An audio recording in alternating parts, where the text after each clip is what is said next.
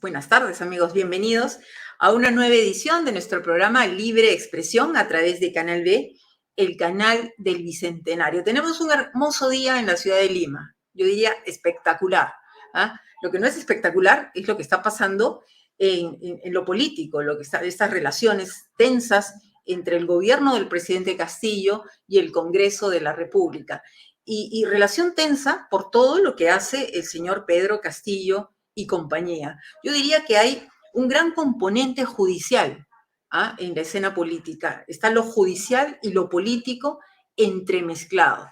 Y el último protagonista de estos temas político-judiciales es nada menos que el señor Richard Rojas, que ustedes están viendo en pantallas.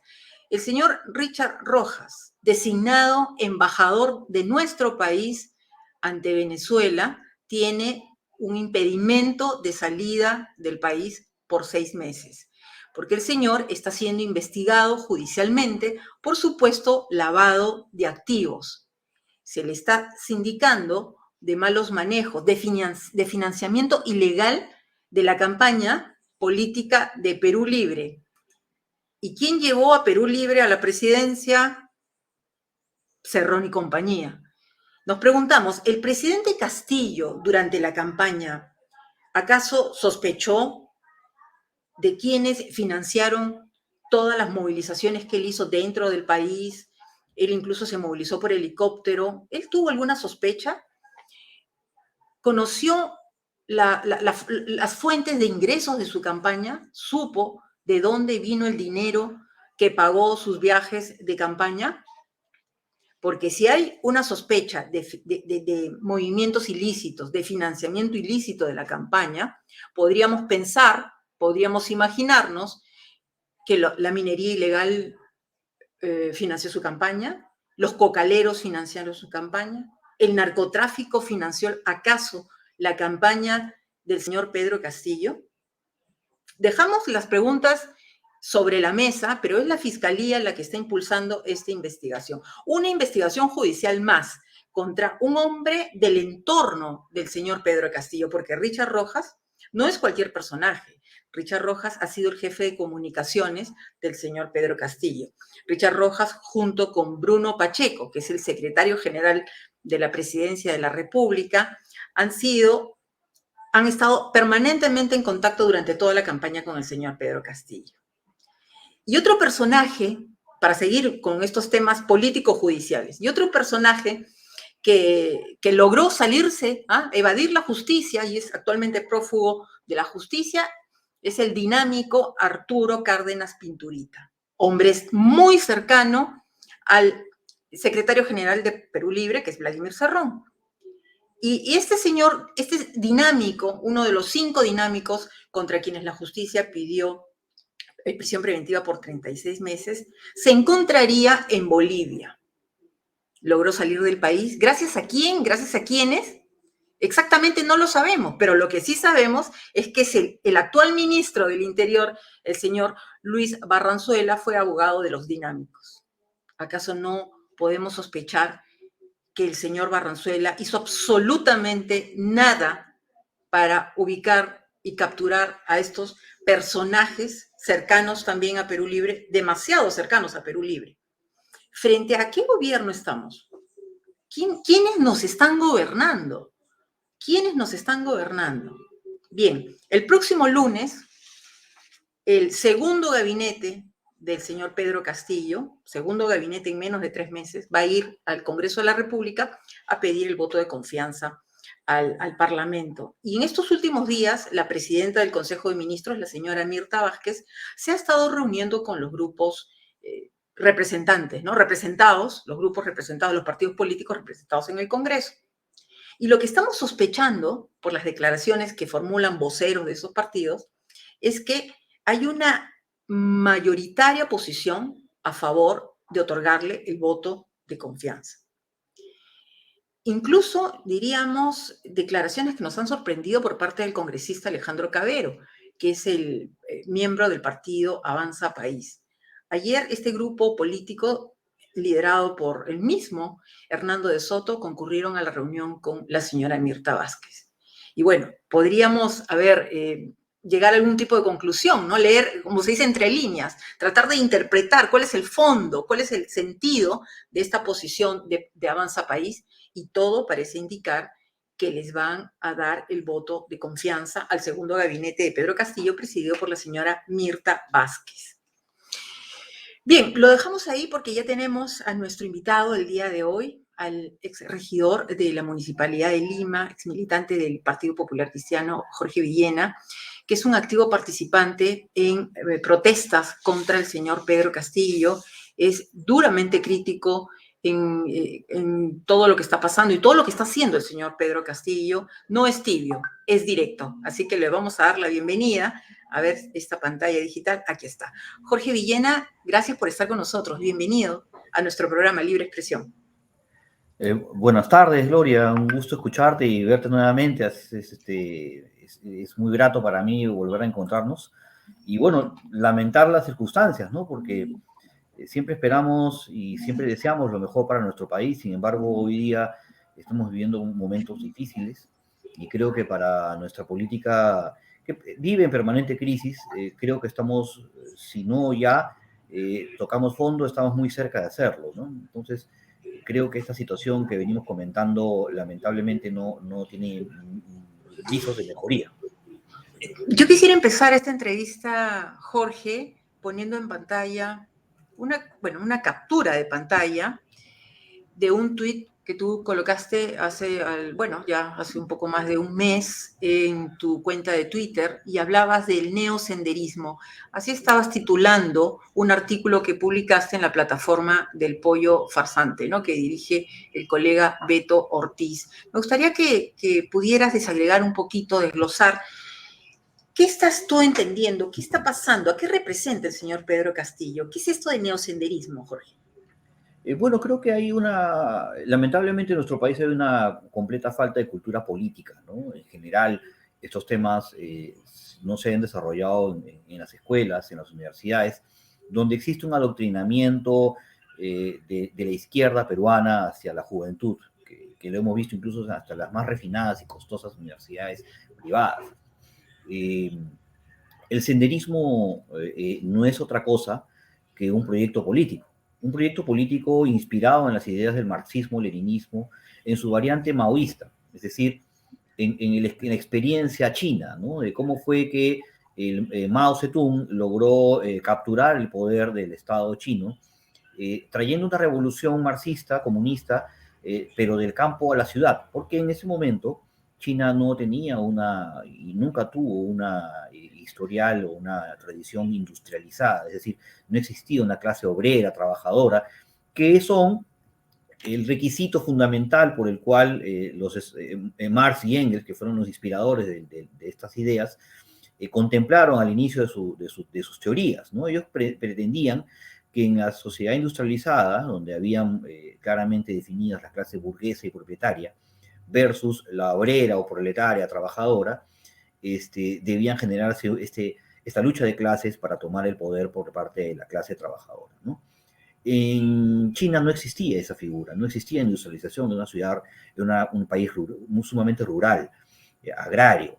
Entonces, la revolución que hizo Mao Zedong fue prácticamente en medio de una circunstancia de guerra civil dentro del imperio chino, y posteriormente con fuerzas del campo, es decir, con chinos que eran campesinos, gente agricultora, lograron movilizarse hasta llegar al poder.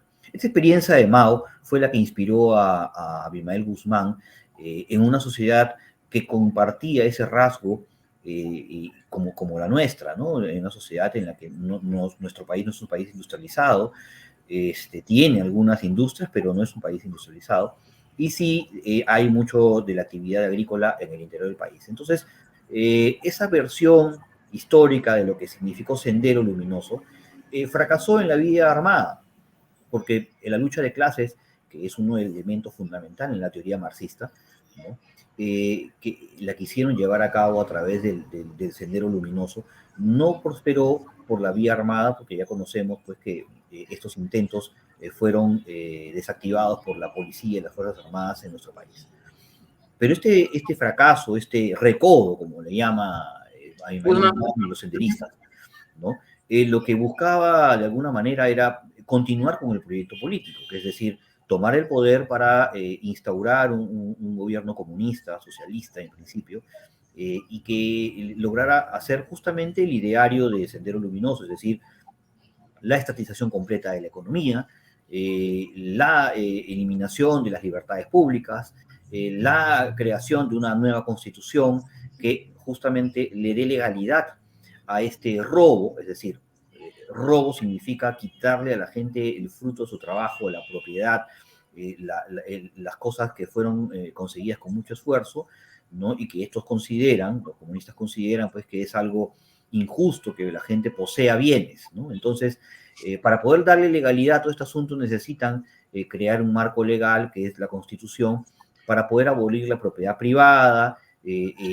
las inversiones extranjeras o nacionales, tomar posición de los recursos naturales y a partir de ahí, a través de este Estado empresario, poder dominar no solamente la economía, sino también la sociedad y la vida de cada una de las personas, interferir incluso hasta cómo formar una familia y cómo criar a los hijos. Entonces, Jorge. el comunismo es un proyecto totalitario que ahora pretende, en esta versión neosenderista, aplicar su ideario, pero ya no a través de la vía armada, sino a través de la vía electoral y democrática. Jorge, tú lo acabas de recordar, en la parte militar fueron derrotados, ¿no? Capturados los fundadores de los grupos terroristas, no solo Sendero Luminoso, sino el MRTA, sus lugartenientes, todos fueron a la cárcel y purgaron sus penas y comenzaron a salir a las calles nuevamente y a la sociedad. Y según la policía se volvieron a reunir en grupos que ya no son grupos de fachada, ¿no? Porque le decimos grupos de fachada, pero son grupos senderistas. Hay que decirlo claramente. Es sendero. Movadef es sendero, Conare es sendero y todos estos grupos que ellos inventan. Muy bien. En la parte política avanzaron y ahora ni siquiera es un temor de que puedan llegar al gobierno. Ya están en el gobierno. Sendero Luminoso ya está en el poder. Mira, el senderismo es un proyecto político, como te digo, es un conjunto de ideas que, si bien es cierto, capturaron a los principales cabecillas de este experimento armado, las ideas siguieron todavía vigentes. Y lo más curioso es lo que tú mismo acabas de señalar ahorita con mucha precisión. Todo este movimiento, que es justificado por toda la izquierda, desde la más caviar y elitista hasta la más popular, nunca fue un movimiento popular, nunca fue un movimiento, como algunos han pretendido defenderlo, incluso es una de las tesis centrales del informe de la Comisión de la Verdad, que es este documento donde reúne la versión izquierdista del proceso terrorista en el Perú, ¿no? Ellos dicen que en este escenario de injusticia, de despojo social, donde la postergación y el abandono de muchos pueblos en el Perú obligó a la gente a tomar las armas para rebelarse ante un Estado burgués, ¿no? Pero eso no fue así.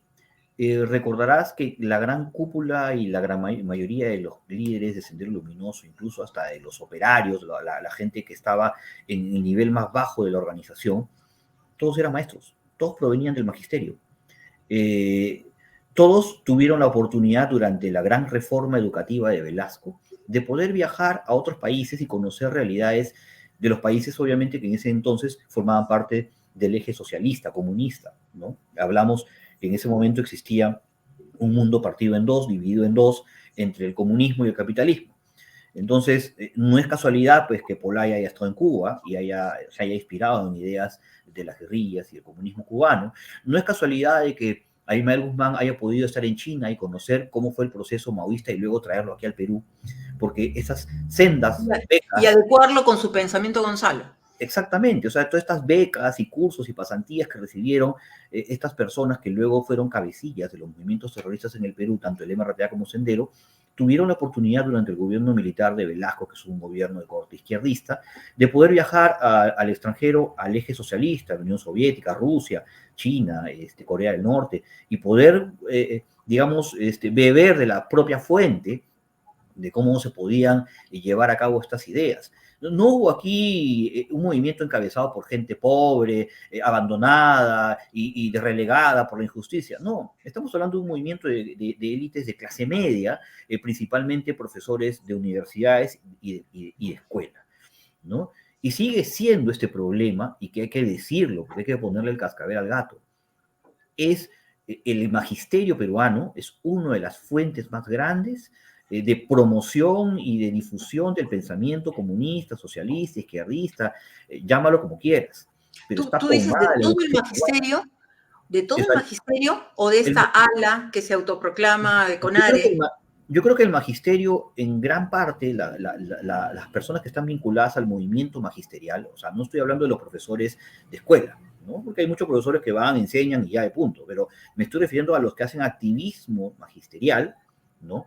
Encuentras, pues, rojos de todo pelaje, ¿no? Y siempre lo he dicho, ¿no? Aunque parezca una broma, pero me gustaría que fuera broma, pero es en serio, ¿no? Hay dos tipos de rojo, el que toma las armas y el que se queda con las ganas de tomar las armas. O sea, no hay ninguna diferencia en cuanto a la forma de pensamiento, simplemente la diferencia está en el método, en la praxis. Entonces, nos damos cuenta aquí de que este movimiento de izquierdas nunca fue un movimiento, es más, Marisa Garrido Leca y otros, o como Olachea, y en fin, varios miembros de esta cúpula provenían de familias de dinero, de gente acomodada, de Igual hogares. en el MRTA, estoy pensando en Peter Cárdenas Schultz, por Por ejemplo. supuesto, por supuesto. Entonces, no había aquí pobrecitos, campesinos, abandonados. Tuvieron Nunca educación. nunca fue un movimiento popular. Y segundo, que es algo importante y que decirlo para desmitificar estas ideas propaladas por la Comisión de la Verdad y sus promotores, la gente que vende esta cuestión como parte de la realidad, es que nunca existe ni es válido la posibilidad de eliminar al rival político o quitarle la vida a alguien en función de ideas o de una supuesta justicia social. Eso no es válido. Y eso es lo que se ha pretendido hacer valer, ¿no? De que las situaciones de injusticia, de abandono, de postergación de los pobres generaron este clima de enfrentamiento que obligaron a las personas a llamar la atención a un Estado que los ignoraba, y tomaron las armas para justificar de alguna manera esta violencia. No, la violencia tuvo una raíz ideológica que se llama marxismo.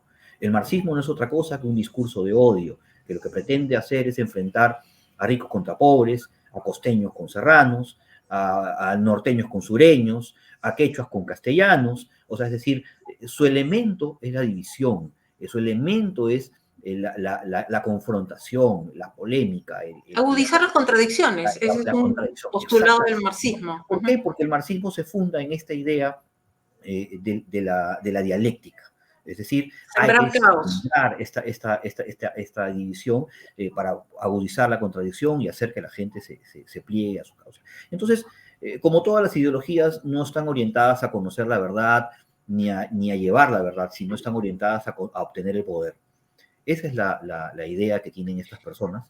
Y por eso que, si tú te das cuenta, entre el manifiesto comunista, redactado hace más de 100 años, y el ideario Perú Libre, El no hay mucha diario por diferencia, ahí. ¿no? No, no. Y claro, todos van a decir, no hay comunismo, ay, ¿cómo van a creer eso? Cosita, no existe comunismo. El mismo señor Castillo dice, no soy Claro, comunista, pero, no soy pero, marxista, pero no soy terrorista.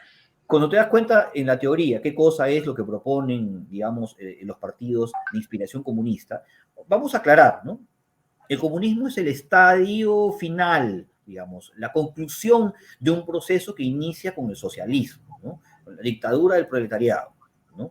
Pero, digamos, es una fase utópica, ¿no? Nunca se ha visto ni se verá el comunismo en la Tierra. Lo que hay, lo que inicia ese proceso es el socialismo, ¿no?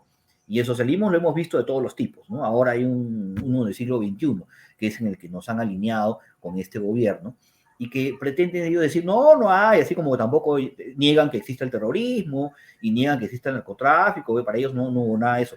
Se llama, ¿cómo se llama? Conflicto armado interno, ¿no? O sea, claro, pero cuando tú le dices Fujimori, dicen, sí, terrorismo de Estado, ¿no? Ahí sí, pucha, se ponen, pero No, y gravísimos. lo Pero ponen al cuando, mismo nivel, cuando lo claro, que sabemos es que ha habido excesos por parte de las Fuerzas Armadas que han sido claro, identificados y esas personas han tenido que purgar prisión. Pero así no es. se Pero puede igualar.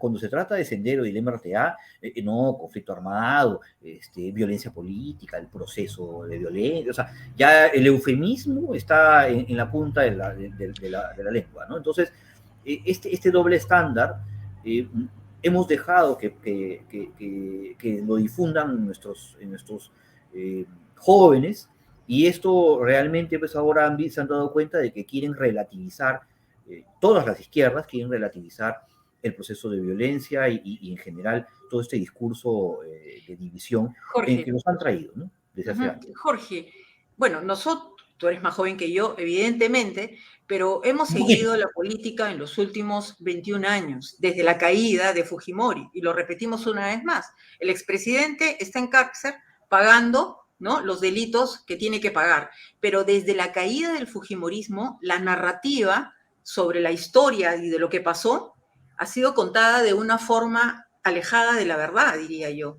Y en eso, en ese juego han participado incluso medios de comunicación, me imagino que en algún momento, bueno, muy tranquilos por recibir la plata del Estado, hay que decirlo directamente, ONGs que reciben financiamiento internacional y que no dan cuentas de ello al Estado peruano ni a nosotros, los ciudadanos.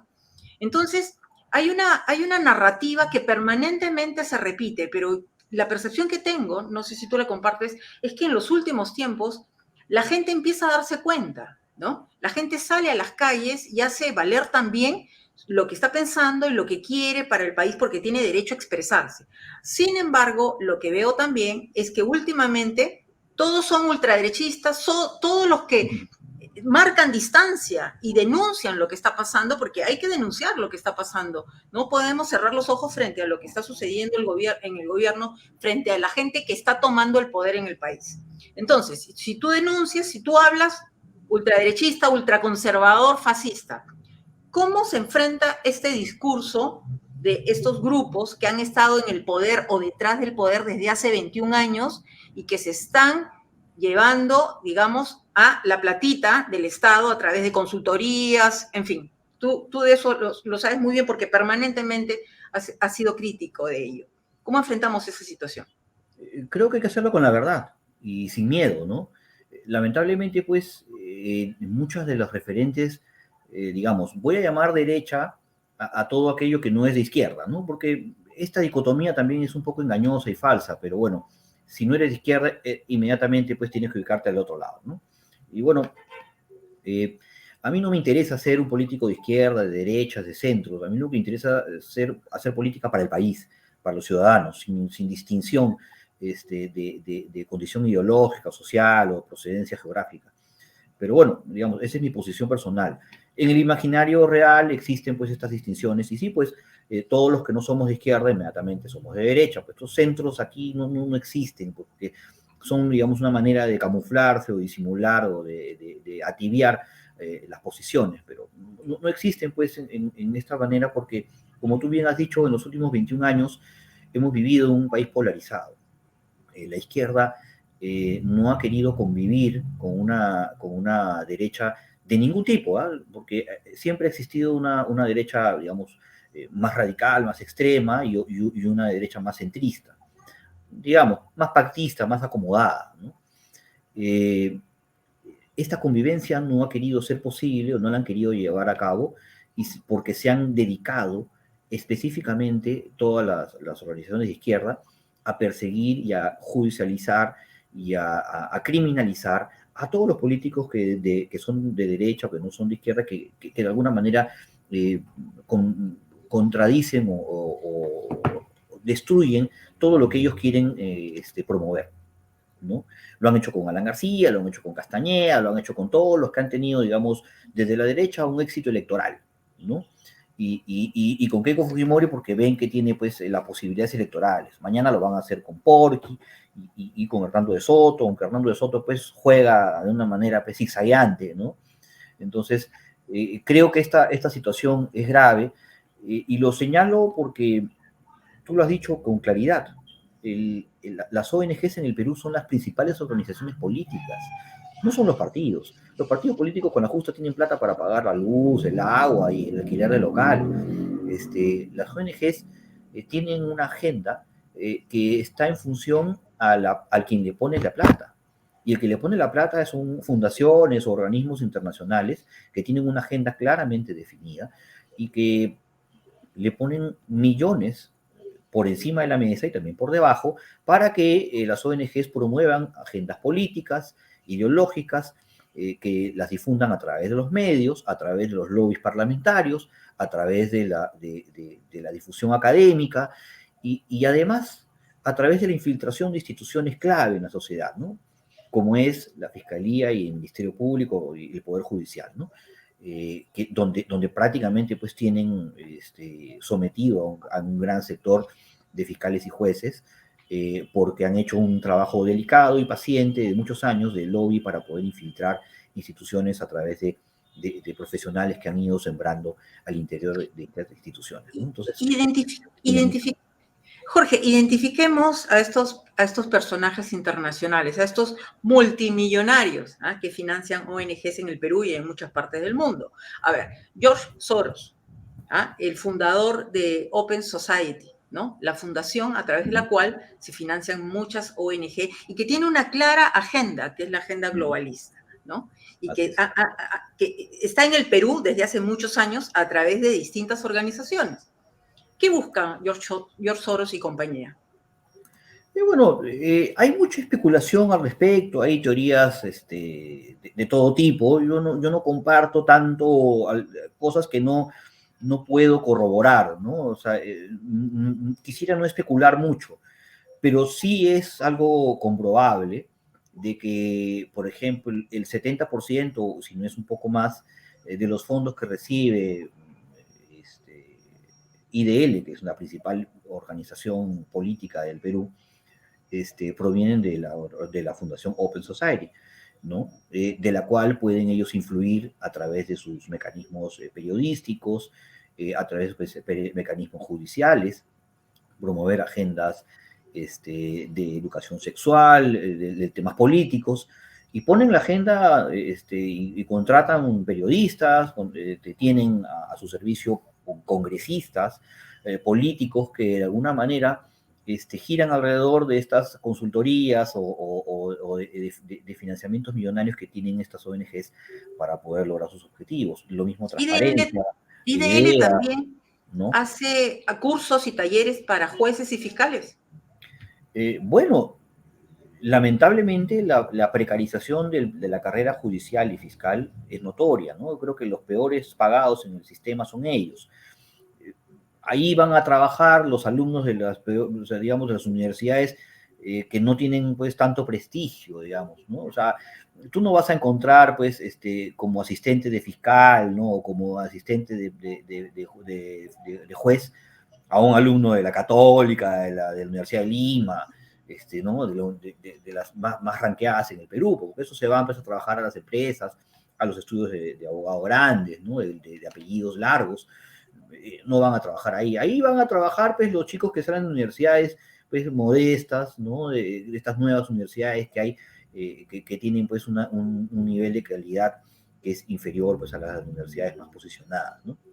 Entonces, tú no vas a encontrar pues a gente de la UPC, a gente de Lima, de la Católica, de la Pacífico, pues de fiscal o de juez. Entonces, son gente de condición humilde que a duras penas ha podido pagar su carrera, y para poder ascender en una carrera judicial o fiscal necesitas, además de pues, estar ahí metido y haciendo méritos, necesitas acreditar cierta capacitación profesional. Entonces aparecen las ONGs. Las ONGs te dicen, bueno, si tú hablas con estos verbos de la invisibilidad, la sostenibilidad, la resiliencia, es decir, ya mira, habla como ONGero, le podemos dar un diplomado, de repente por ahí, un curso, un seminario, o de repente hasta una maestría, ¿no? Una pasantía, una beca, para que estudie en la Católica, ¿no? Entonces, de esa manera, este jovencito, pundonoroso, puede lograr el financiamiento ansiado para poder llevar la acreditación profesional que necesita para ascender en su carrera de ¿Tú crees fiscal. que esto es muy peligroso para la independencia que debe tener un magistrado o cualquier funcionario que trabaje en la administración de justicia? Por supuesto, ¿no? O sea, estos cursos de capacitación, incluso hasta les hacen a los jueces cursos para que puedan defender ciertas causas feministas o ciertos temas en particular. De alguna manera es un lobby para influenciar con una agenda que no obedece a la agenda de los intereses del país. Es una agenda claramente impuesta por estas personas que desde el extranjero financian estas organizaciones, de la cual, por supuesto, no rinden cuenta. Si hablamos de las principales ONGs, digamos, que hacen política en el Perú, que son 10, ¿no? A lo mucho. Estamos hablando de prácticamente un conjunto de familias, porque el esposo está en una ONG y la esposa está en otra ONG y los dos forman parte de otros directorios. O sea, es un grupo endogámico, muy caviar, por cierto, ¿no?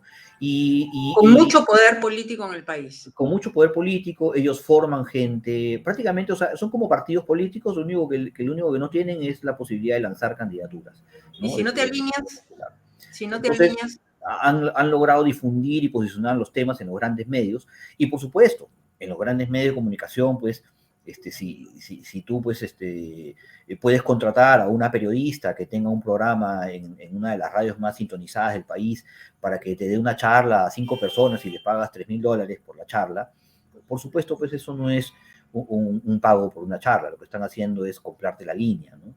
Entonces, cada vez que hacen una campañita o hay que cruzar las manitos o hay que hacer alguna manifestación, por supuesto, todos se alinean porque son las ONGs las que reparten estas tortas, estas jugosas consultorías para charlas, capacitaciones y eventos en los que se alinean un montón de gente, ¿no? Entonces, los congresistas que en algún momento estuvieron o sirvieron a estas ONGs terminan trabajando en estas ONGs y en gratitud de alguna manera pueden vivir con holgura, porque eso es lo que... ¿Qué son los principales partidos políticos en el Perú, como tú lo estás diciendo? Por lo menos, ¿no? Y sin en embargo, la práctica hacen política. Y sin embargo, Gloria, te diré que todos estos temas que uno ve en los medios escritos, radiales, televisivos, que son los grandes temas que ellos promueven porque tienen la plata para mover esos temas, ¿no? A la hora que van a las elecciones y hablan de estos temas, a la gente no le importa, porque la agenda del peruano de a pie es otra. Entonces, a la agenda del peruano de a pie no le importa los temas sexuales, de las identidades o los sentimientos, o si hay si los niños van a ir en falda o en pantalón, o van a orinarse de pie o sentados. No, a los peruanos les interesa saber cómo va a ir, si va a haber trabajo, si va a haber seguridad. No les importa estas agendas. Bienestar, desarrollo, Jorge. La inseguridad ciudadana ha aumentado. Prioridad. Exactamente, ¿no? Entonces, por esa misma razón, Verónica Mendoza fracasó.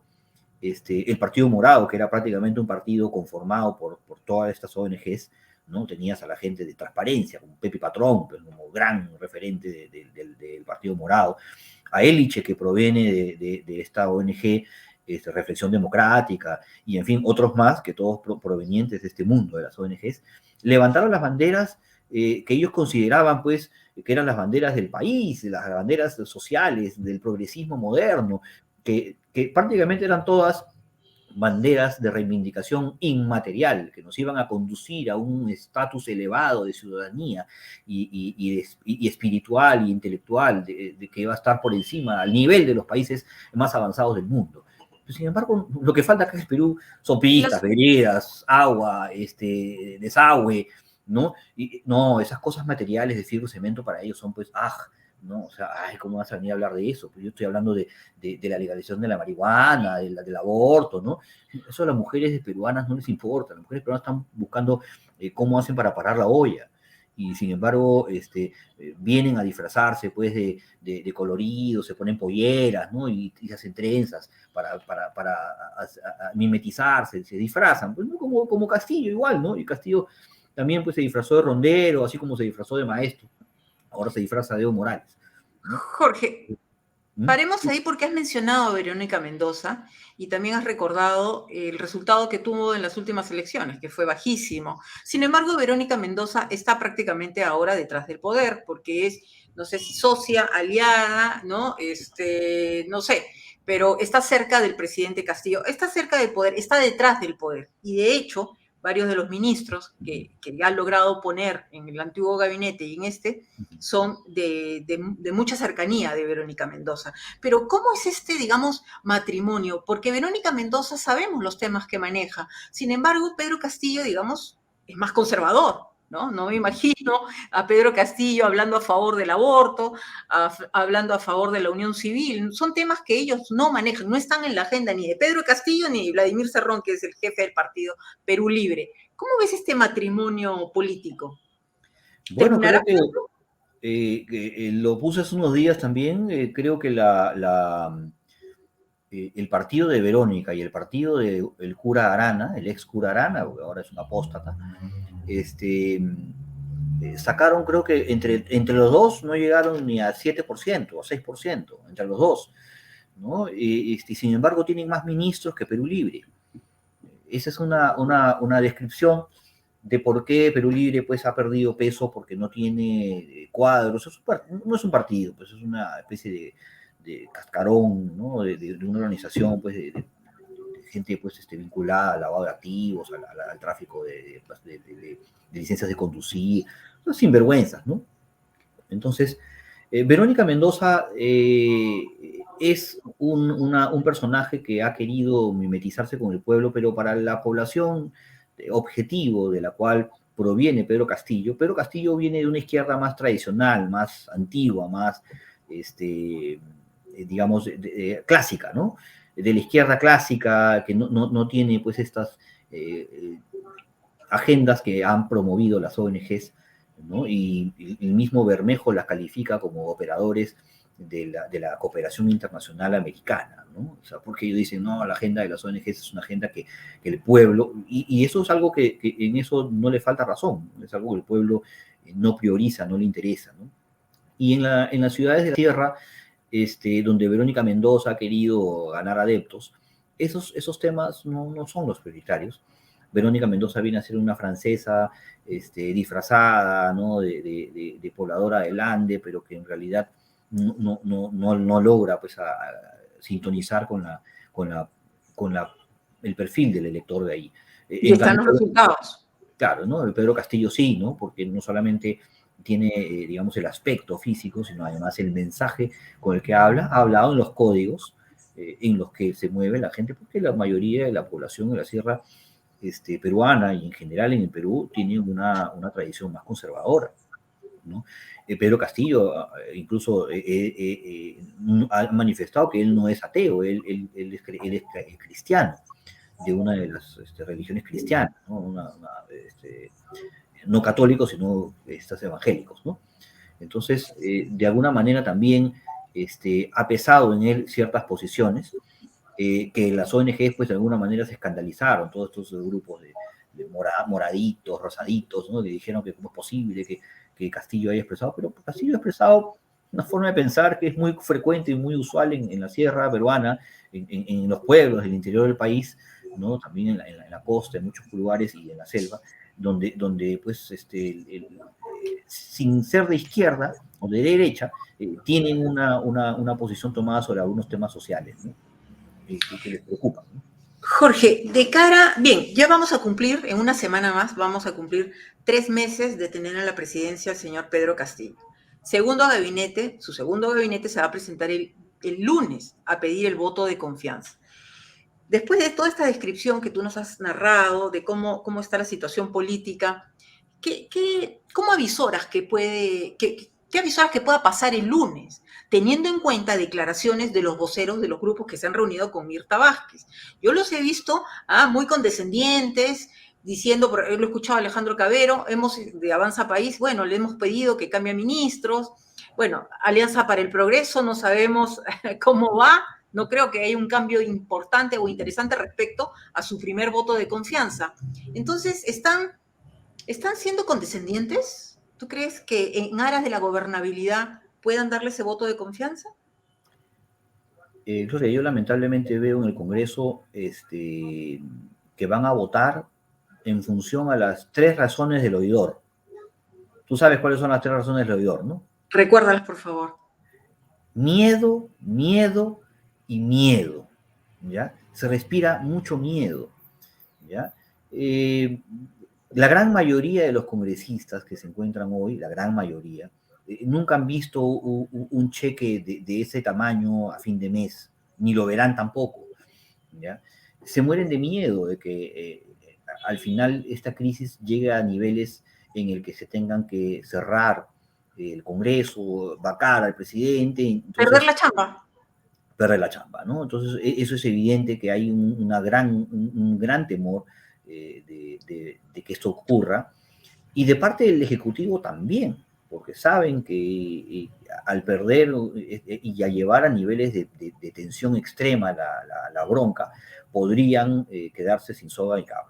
¿Qué es lo que pasó con Bellido? Bellido era un pata que en vez de echarle agua al fuego, le echaba más gasolina. Entonces, eso generó en Castillo y en su entorno, digamos, más cercano, la necesidad de sacarlo para poder calmar un poco el asunto. Pero el problema no es Bellido, no es Mirta Vázquez, no es el embajador Rojas. El problema es que la política del gobierno es una política precaria, como ya lo indiqué, neosenderista. Es una política que nos está llevando aceleradamente a un empobrecimiento de nuestro país, está devaluando nuestra moneda, ha recesado toda la inversión privada que en los próximos meses va a impactar muy duro en los sectores más fundamentales del país, como es la industria, la construcción, el agro, que son los grandes motores del empleo en el Perú. Están destruyendo los fundamentos del éxito económico y del avance económico de nuestro país, que es Bueno, 30 innegable, años se van a ir al agua, por supuesto, porque o lo sea, vamos a ver en los próximos meses, vamos a sentir la pegada. Muchos de es ellos se innegable. alegran y dicen, bueno, bajó el dólar, pero eso no es un No, indicador de estabilidad en el mediano o largo plazo. ha La pegada la vamos bajado a sentir el próximo un año. par, ha bajado un par de puntos, o sea, ya no está 4, sino 3,99, o sea, eso no es nada, ¿no? Ha habido un montón de gente que se ha asustado porque dije, oye, antes que baje más, vendo mis dólares para no perder tanto. Pero ese ha sido el reflejo de ahora. En general, los fundamentos. O sea, cuando me preguntan acerca del embajador Rojas, que sí, que es un dinámico, que es el cajero de Cerrón y que está metido, ese no es el problema, ese no es el análisis, esa es la forma, digamos, pero el fondo del asunto es que nuestro gobierno ha restablecido relaciones diplomáticas con la dictadura más abyecta y delincuencial que hay en América Latina, que es la venezolana, junto con la cubana. Con Son los, anuencia del embajador Oscar Maurto, ¿no? Que y el tenía una embajador Maurta, trayectoria pues que reconocida. llega a esta etapa de su vida, involucrándose con esta gente y destruyendo todo aquello que no solamente que ha representado siempre la Cancillería peruana. En nuestro país siempre ha estado del lado de los oprimidos, de los perseguidos, de la gente que ha necesitado apoyo y ha abierto los brazos y las puertas a mucha gente que ha necesitado asilo, como a millones de venezolanos, en su momento también a miles de cubanos que tuvieron que emigrar, que tuvieron que salir cuando se pusieron feas las cosas. Y hay una tradición siempre de la Cancillería de Torre Tagle de estar siempre al lado de los derechos humanos y de condenar Recordemos todo que tipo de dictadura.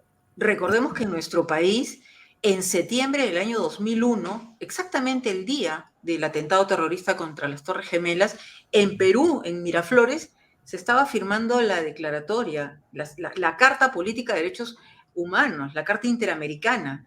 O sea, tenemos una trayectoria como Estado peruano de la protección de los derechos, de luchar contra las dictaduras, y todo eso se ha ido al tacho al reconocer Así al es. gobierno que hasta enero era ilegítimo para el Estado peruano. Y todo esto lo están haciendo de una forma indescriptible.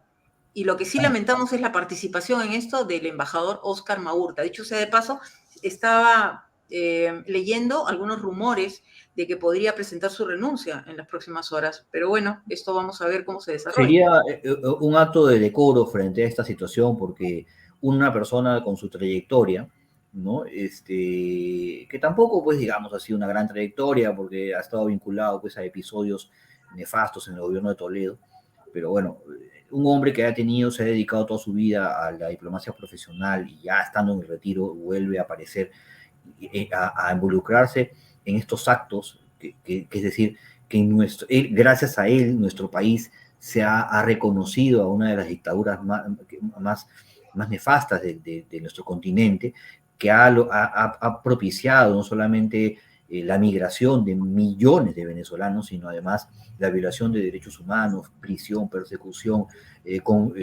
confiscación de presas, propiedades, todo tipo de, incluso hasta acusaciones de narcotráfico. Eh, todo esto lo que nos ha llevado al señor Maurtua con su convalidación a la política exterior del señor Castillo, porque es el señor Castillo quien ha deseado esto, porque es el que constitucionalmente dirige la política internacional de nuestro país. Entonces, Jorge, eso es lo triste, ¿no? Lo triste, exactamente. Jorge, tenemos muy claro, muy, digamos, en los recuerdos, muy frescos, declaraciones de partidos como Alianza para el Progreso, declaraciones de César Acuña, entre la primera y la segunda vuelta, declaraciones duras contra Pedro Castillo, ¿no? Incluso tomando informes de un canal como Huilas, ¿no? Porque el canal Huilas, hay que recordar exactamente, los programas de Milagros Leiva y del colega Beto Ortiz se dedicaron a pasar información y hacer denuncias todos los días sobre los personajes que rodeaban a Pedro Castillo, a Cerrón, etc.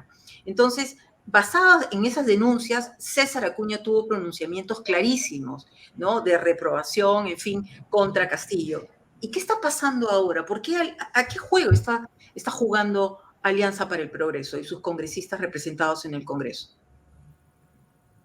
Bueno, César Acuña está siendo César Acuña, ¿no? O sea, no es un tipo confiable, no tiene una línea, él juega en función a sus intereses, ¿no? Y ese es el problema de tener partidos que se han fundado para defender el patrimonio de los fundadores, ¿no? No hay una agenda política del país, ni la intención de poder armar algo en función a los intereses de la sociedad, de la patria, sino que defienden una agenda económica puntual y están pues cada votación es una nueva negociación, una nueva oportunidad para negociar algún favorcito, alguna inyección de presupuesto para algún municipio, una región, algún dame que te doy. O sea, eso es.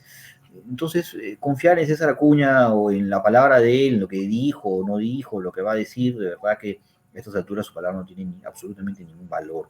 Y creo que bueno, las únicas posiciones destacables que hay ahorita son las del señor Quiabra y la de Gladys Echaíz, que son figuras que parece que no militan dentro del partido de APP, pero en general, digamos, el resto están alineados a este zigzagueante conducta de Acuña, que lo único que hace pues es cada 5 años negociar con el gobierno de turno los votos que tiene en el Congreso, ¿no? Entonces va viendo en función a sus intereses cómo van las votaciones, ¿no? Entonces, esa es lamentablemente la posición de este grupo.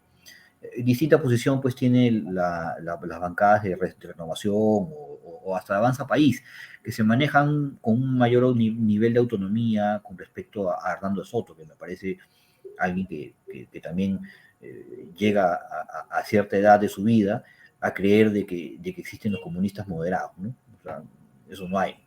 Lo que están haciendo ahorita con Mirta Vázquez es un reacomodo, un maquillaje, pero Mirta Vázquez es igual que Bellido, o sea, piensan exactamente lo mismo. Lo único que Bellido pues, es un chistoso, un tipo pues, sin formas, sin modales, un tipo pues, con bajo nivel educativo, ¿no? En cambio, Mirta Vázquez pues, puede ser un poquito más modosita, pero sigue siendo igual de roja, igual o peor, ¿no? Y aquí hay una competencia de eso. O sea, Verónica Mendoza ha perdido el espacio político que tenía, Marco Arana también, y ahora se dan cuenta que no fueron lo suficientemente rojos, ¿no? Y están en una competencia a ver quién es más radical, ¿no? Porque se dieron cuenta que cuando se moderaron o fingieron moderación para engañar al electorado, les fue mal, ¿no? Entonces, están en esa crisis de identidad de los pobres, ¿no? Jorge, durante la campaña electoral, Perú Libre, Pedro Castillo, congresista Bermejo, todos ellos hicieron varias promesas a muchos seguidores, muchos grupos, entre ellos los cocaleros. Y en estos momentos hay una huelga, una paralización en Madre de Dios, porque ellos se están oponiendo a la erradicación de los cultivos. Entonces acá hay una bomba de tiempo en esa zona del Perú. ¿Cómo avisoras qué puede pasar en las próximas semanas? Bueno, pensemos que el lunes se le otorga el voto de confianza al gabinete de Mirta Vázquez. pero al interior del país hay muchas demandas ahora, hay muchos pedidos para que Pedro Castillo cumpla sus promesas. ¿A qué se puede estar enfrentando Pedro Castillo en los próximos meses en un país donde la conflictividad social es tremenda? Defensoría del Pueblo habla de más de 400 conflictos sociales en el país. Bueno, pero es una conflictividad creada en mayor parte por estos grupos denominados frentes de defensa o grupos que lo que pretenden es expresar de alguna manera la posibilidad de un Estado que pueda resolver sus problemas. Entonces acuden a extorsionar a las empresas mineras, a las empresas industriales, a las empresas agroindustriales, ¿no? A que resuelvan aquellas cosas que el Estado no puede ni esté en capacidad de resolver porque lamentablemente escogieron a gobiernos regionales o provinciales, municipales, que son pues bandas de ampones que lo único que han hecho es robar, ¿no? O sea, lo que ha pasado con la experiencia de la descentralización en el Perú es una de las cosas que hay que resolver pronto. No puede ser que lo único que hayan hecho es repartir plata a las regiones, sin ningún proyecto de región, sin ninguna idea de desarrollo y sin ninguna idea de articular este desarrollo con el resto del país. Entonces tenemos 24 o 26 feudos regionales, cada uno demanda sus cosas, entre ellos mismos se pelean, a nivel provincial pasa lo mismo. Entonces, este esquema Y por roban la supuesto, plata del pueblo, no hacen obra. porque tampoco existe pues una dirección de parte del Ejecutivo para poder orientar el desarrollo de las regiones, ¿no? No existen proyectos, muy pocos proyectos que alcancen varias regiones o que integren a varias regiones. Hay este gran problema y bueno, nuestro país está asignado por una geografía especial, ¿no? Entonces, creo que la experiencia de la descentralización en el Perú es una experiencia que debe realizarse y analizarse en su real contexto y magnitud. No solamente es un tema de repartir plata, ¿Y a qué ¿no? se enfrenta Pedro Castillo? ¿A una bomba de tiempo? Sí, porque este gobierno no tiene la capacidad de gestión. Yo lo que estoy viendo, y creo que en los próximos días deben estarse ejecutando la transferencia de más de 2.900 millones de soles a distintos municipios. ¿Qué creen con eso? Pues, ojo, estoy hablando de algo que anunció Pedro Franque en su mensaje el día que pidieron el voto de confianza para Bellido, que iban a repartir 2.900 millones que se iban para ejecutar obras de aquí hasta diciembre del próximo año. Estoy hablando del año 2022. Entonces, ellos piensan que con ese reparto ya van a estar contentando a la gente a nivel de los pueblos del país. Y yo creo que eso no es suficiente, porque los niveles de crecimiento económico que están proyectando en el Ejecutivo son niveles proyectados en función a que la inversión privada que encontraron al momento de llegar al poder iba a ser la misma.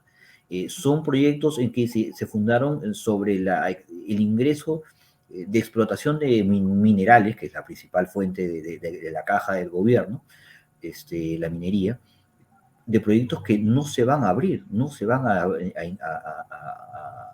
continuar en operaciones, porque muchas de las empresas mineras ya han decidido paralizar sus proyectos debido al clima social de convulsión y a la crisis política. Y Entonces, el impacto lo tenemos el próximo año.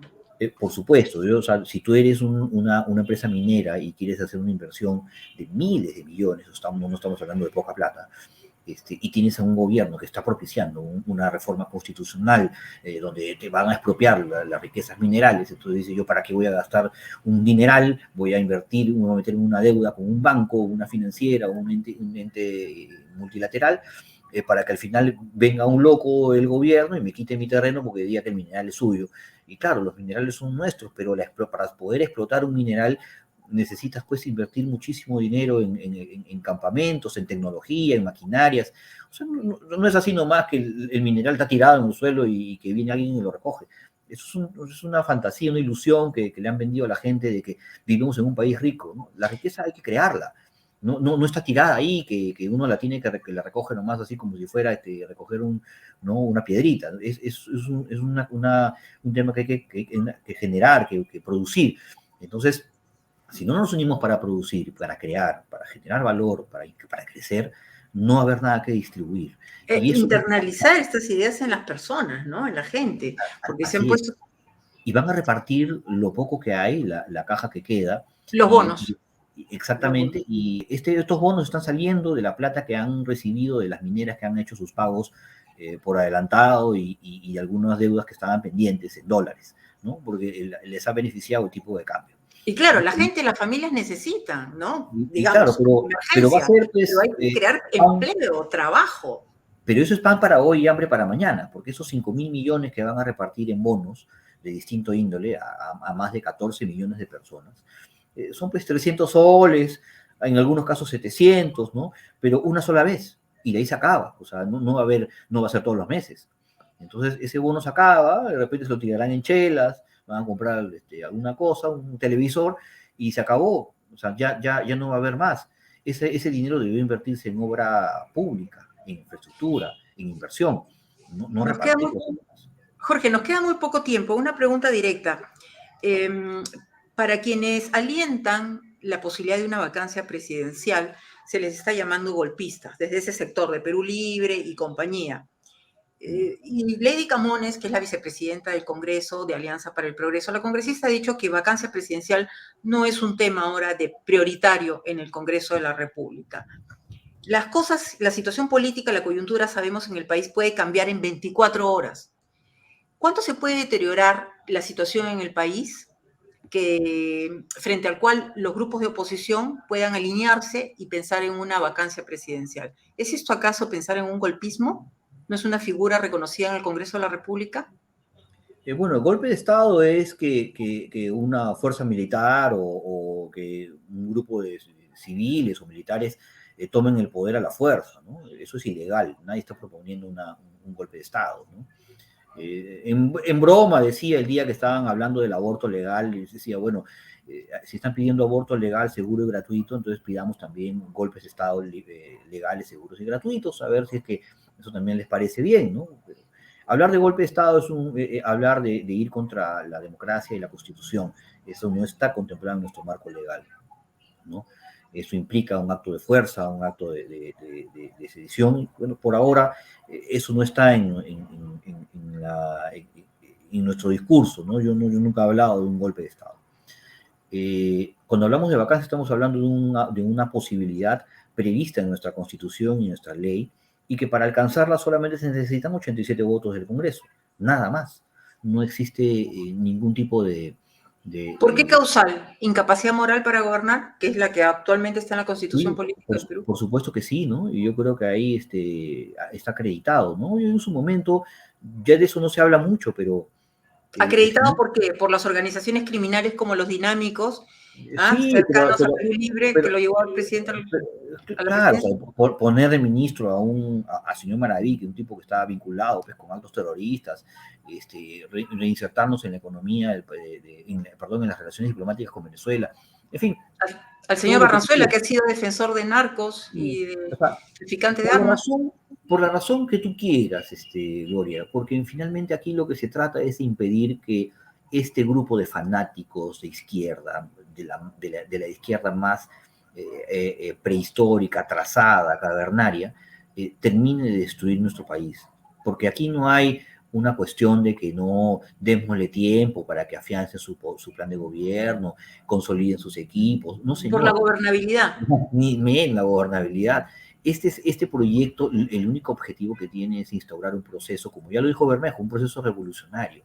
Ellos no tienen ni creen en la democracia, la desprecian en el fondo. Lo que ellos les interesa es tomar el poder, llevar a cabo una asamblea constituyente, modificar las bases institucionales de nuestro país, y eso hay que impedirlo. Si nosotros dejamos que este grupo avance, todo su plan neosenderista lo van a aplicar en el Perú y ya no va a ser demasiado tarde poderlo sacar.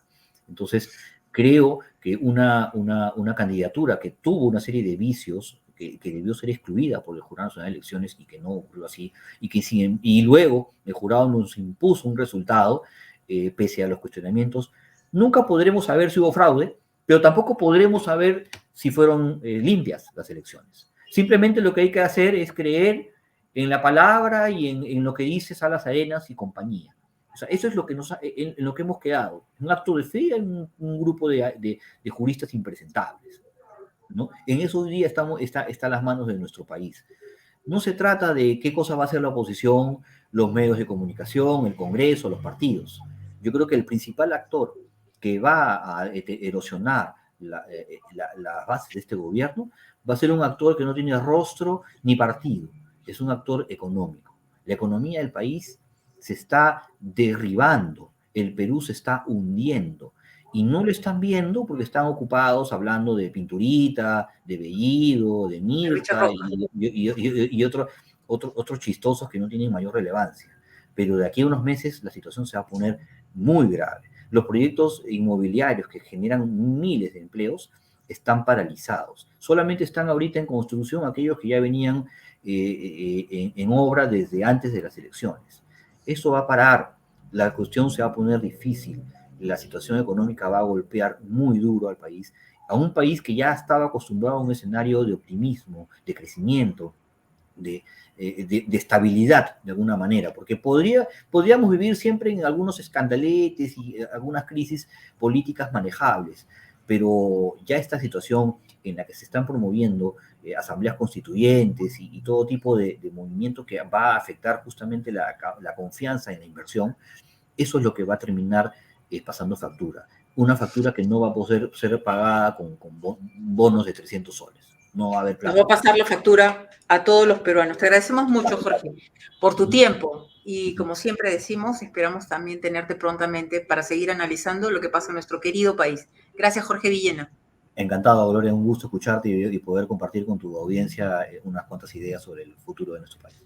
Gracias, muy bien. Lo hemos tenido a Jorge Villena, activo, activo crítico de lo que está pasando en el país y de lo que está haciendo el señor Pedro Castillo y todas las personas que están ocupando altos cargos en nuestro país. Nos pasamos de la hora, lo dejamos hasta aquí. Si Dios lo permite, regresamos mañana con más en Libre Expresión, en Canal B, el canal del Bicentenario. Todavía podemos hablar libremente en el país. Ojalá que tengamos esas libertades al amparo de la Constitución Política del Perú. Gracias, hasta mañana.